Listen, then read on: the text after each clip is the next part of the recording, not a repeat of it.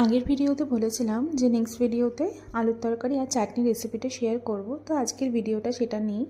তো তার চাটনি বানানোর জন্য আমি এখানে একটা মিক্সিং জারে নারকেল, 6-7টা কাঁচা লঙ্কা, ধনেপাতা, কারি পাতা আর দিয়ে দিয়েছি পরিমাণ মতো নুন, একটু দিলাম গোটা জিরে আর সামান্য একটু জল আর দিয়ে দিচ্ছি তেঁতুল দিয়ে এটাকে একটা ভালো করে পেস্ট করে নেব। এবার ছক দেওয়ার জন্য একটা তাওয়া গরম করে তার মধ্যে দিয়ে দিয়েছি কালো সর্ষে, একটু ছোলার ডাল আর একটু বিউলির ডাল আর কারি পাতা, আর এরপরে দিয়ে দিলাম 4-5টা মতো শুকনো লঙ্কা দিয়ে একটু ভালো করে যে গন্ধ বেরিয়ে আসবে এরপরে এই বাটাটা দিয়ে দিতে হবে। দেওয়া হয়ে যাবে যে তারপর কিছুক্ষণের জন্য একটু নাড়াচাড়া করে নিতে হবে। এভাবে নাড়াচাড়া করে নিলে তোমরা এই টাইমে নুনটা একটু দেখে নেবে, যদি নুনের পরিমাণটা ঠিকঠাক থাকে তাহলে আর দেওয়ার দরকার নেই। ব্যাস আমাদের চাটনি রেডি। এবার আলুর তরকারিটা বানানোর জন্য ফার্স্টে কড়াই গরম করতে দিয়ে তার মধ্যে ভেজে নিতে হয়েছে কিছু কাঁচা বাদাম। বাদামগুলো ভেজে তুলে নিতে হবে।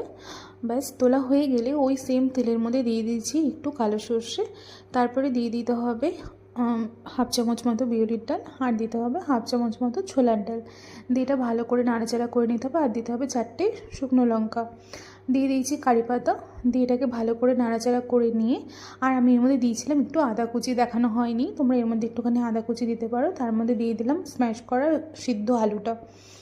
তো দেওয়া হয়ে গেলে তার মধ্যে দিয়ে দিয়েছি বেসিক মশলাগুলো, যেমন নুন, কালারের জন্য কালার লঙ্কা আর একটু হলুদ দিয়ে এটা ভালো করে নাড়াচাড়া করে নিতে হবে।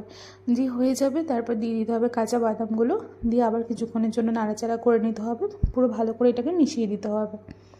যে মেশানো হয়ে যাবে ব্যাস আমাদের আলুর তরকারিও রেডি। গরম গরম সার্ভ করে ওপরে ধনেপাতা ছড়িয়ে ধোসার সাথে কেমন লাগলো অবশ্যই জানাবে।